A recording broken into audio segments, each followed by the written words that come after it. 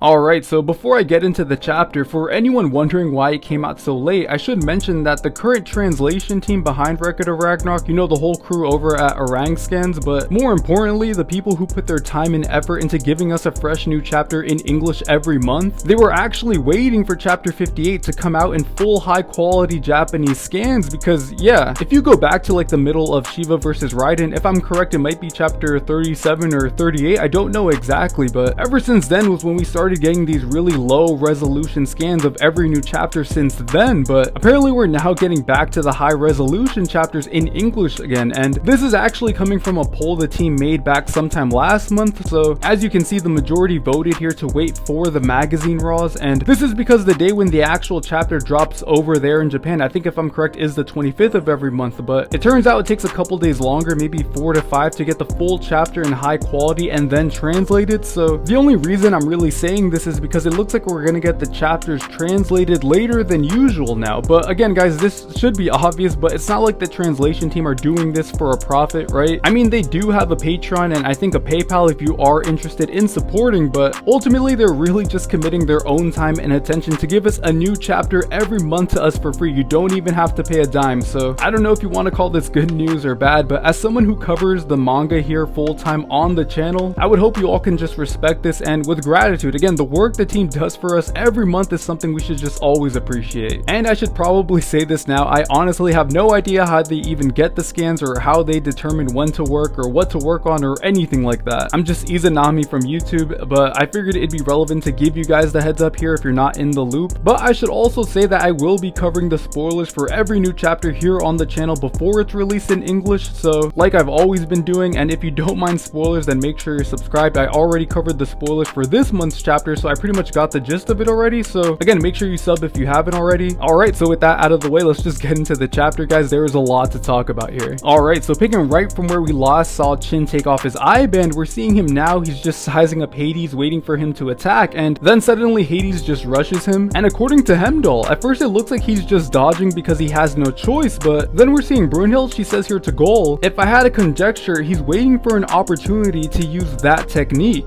But then after we see Hades able to actually graze him while he's dodging still, so it's clear that Chin isn't only looking for a chance to counter, he's also legitimately trying to survive here. So it's pretty much a combination of both, looking for his moment but also trying to stay alive while in the pocket. And I just have to say, I really love Chin's style of fighting so far. Like, it reminds me a bit of Jack in his fight against Heracles, where we see his intelligence really affect the flow of the fight, right? Because unlike Jack, Chin isn't just using his intelligence, he's using his speed, his power, his agility. It's like every moment since round 7 started, it's felt honestly competitive so far. And I mentioned Jack because after Hades notices he actually damaged him, Hades uses the same move again, Persephone Titan, and again we're seeing Chin actually tank it head on. And for those of you who have been following my channel, then you already know I predicted in the last chapter review that the only way Chin is going to counter Persephone Titan is if he knows for a fact he could overwhelm Hades in strength. Because if you go back to the last chapter, it's clear that when Hades uses Persephone Titan for the first time, the only reason he's able to crush him in the dirt is because Chin wasn't able to resist it. Hades is just that freakishly strong, he was able to overwhelm him. So I was especially curious to see not just if Hades would use the same move again, but if he did, how exactly would Chin react? And we're seeing he's actually able to counter him, and this goes back to what I just said about how he reminds me a lot like Jack, right? Because right before Hades uses Persephone Titan here, we see Chin take some damage while dodging it, and it isn't anything serious, but it's only right after Hades notices that this happens that he decides to use Persephone Titan for the second time. So I'm not sure if Chin's brain is so big that he anticipated Hades would get confident and slip up, meaning Chin meant for him to use the same move again so he could go for the counter, or who knows, right? Maybe Chin just actually was trying his best to stay alive in the melee. I'm not really sure, but given the fact that he's actually able to counter Hades, I'm just gonna give him the benefit of the doubt here that this was all calculated. Again, really heavy Jack vibes here. So right in the moment when Chin is tanking Persephone Titan for the second time, we see his eyes, they take this star shape, and using his breath, he's able to exhale this ball of air, shooting it directly at one of his arms. And you can visually see his Biden start to wobble in pressure, and Chin doesn't waste any time. He takes the Biden by the horns, and using his armor form, again, he flings Hades into the air backwards and just sends him crashing into the dirt here. And for the first time in this entire fight, we're seeing Chin actually go for the offensive instead of waiting for the counter. He starts rushing at Hades, but anticipating he would react in time, point, Chin's able to dodge his attack and land behind him. And Hades doesn't look too visually injured here, but I'm gonna get back to this later in the video, because considering what we find out later, that Chin's eye ability has a massive drawback, you can almost say that Chin didn't even mean to kill Hades here. But now we're seeing Hades, he's wondering how he's able to redirect his attack, but during this pause, we see Chin suddenly take heavy damage. And again, considering that we find out he suffers the same amount of damage that he does on his opponent when he uses his eyes, then I think it makes sense to assume Chin didn't even mean to severely injure, let alone kill Hades when he flipped him over, if it means Chin would be just as severely injured too, or even worse, dead. And this next part is kind of funny. Hades just looks at him with no idea what just happened here, but Chin, being the Chad that he is, he just takes a deep breath, he looks at Hades and says, "Now then, we're far from over here." And again, we're seeing Chin on the offensive, but now for the second time, he rushes at Hades, and even Hades is surprised by this, right? Telling Chin to prepare to die. But using his breath again, he shoots another ball of air at Hades, and you can actually see this affect his entire body. Chin is still rushing at him at this point, and we're seeing the same thing that happened earlier, but because Chin isn't looking for the counter, he's able to take advantage of the moment a lot better. We're seeing him use a new form here, the Chi-Yo Spear form Mount Tai Dragon Claw. And this just sends Hades flying back. The whole arena is in shock because we're seeing Hades take massive damage here. But then we cut back to Ares and Hermes, and then out of nowhere we see Zeus. And this is really interesting. I didn't realize Zeus has been gone for so long, and now that I think of it, we haven't seen Loki or Aphrodite at all in this fight. And considering it's Hades, right, the king of the underworld fighting, I think there has to be a good reason we haven't seen them. But then getting back to Hades, he's now noticing how Chin's been able to overwhelm him here. He says, "I see now, it's your breath. You used your breath to strike at the crux of my power and upset the flow of my technique." And then we get a first person perspective of what Chin sees. It's almost like pressure points all over Hades, and he says, "I can see them, all the stars within you." But then we're seeing the fight from Okita's room, and he's watching with Kondo, Kojiro, and Hurst, and they pretty much give us the explanation for what's happening here when Kojiro says, "Within all things is what's known as the flow of chi, and naturally there's a crux to that flow. Even the slightest of strikes to this crux will disrupt the flow of chi and reduce the target's intended output." And I like that we're even getting Kondo speak here, right? He says, "Not a difficult matter for an unmoving target, but in the midst of a death match, not just the target, but the cruxes themselves would be constantly shifting." And they pretty much deduced that to do this mid-fight would be near impossible, but it ultimately has to explain how Chin's been able to get the advantage so far over on Hades. And then we're seeing Gol and Brunhild. It's like they were having the same conversation, but Brunhild's a lot more specific here, right? She says, "Those cruxes are what Chin refers to as stars. Striking those stars with puffs of air and disrupting the target's chi, what could very well be called the hidden technique of Chi-Yo crossbow form Tortoise Ripple." But then Gol asks if he could have used this ability all along, then why did he have his eyes covered before? And then Brunhild says, "When man obtains an excessive ability, he must lose something in return. That is what it means to be a human." And then getting back to the fight, we can see what she meant by that. We're seeing Chin cover his stomach around the same place where Hades was hit, and it turns out that this is the drawback. So when he uses his eyes, whatever damage he's able to do with them will eventually come back to him as well. We see Chin covering a wound on his stomach now. And then he says, "This is why I hate fighting with my eyes. Ah, that hurts." Now, I'm not sure if this drawback is because of his eyes or his Volan, but considering he had his eyes blindfolded when he first met Chi-Yo, I think it's more likely that he always had this ability, right? And this could also explain how he was able to fight Chi-Yo, given that all things, gods and humans, have the flow of chi in them, so I'm assuming even without a Volan, he'd be able to use his eyes like a weapon. But overall, this was just an amazing chapter, guys. Definitely worth the wait in high quality rather than the low resolution chapters we were getting, right? The only thing I'd say is I definitely want to see more of Hades. I mean, personally, I would prefer if Chin won regardless, and like I said already, I really love how competitive the fight's been so far. It's like they're both equally just as unpredictable, but I think it's time for a Hades backstory. I don't know. I mean, I'm loving both of them so far, so I don't want to make it sound like I'm complaining, but I do hope next month is a Hades chapter. But that's going to be the end of the video, guys. Thank you so much for watching. Again, like I said at the start of the video, because we're going to be getting the chapters in English a little later than what we were used to, make sure you subscribe in case you want to check out the early spoilers. But in any case, I'll also be reviewing the chapters when they release regardless, like now, so if you're interested in more Record of Ragnarok videos in general, then make sure you subscribe. If you like the video, then please leave a like. I'd greatly appreciate it. Let me know in the comments how you're all feeling about this month's chapter. And yeah, again, thank you so much for watching, guys. Have a great day.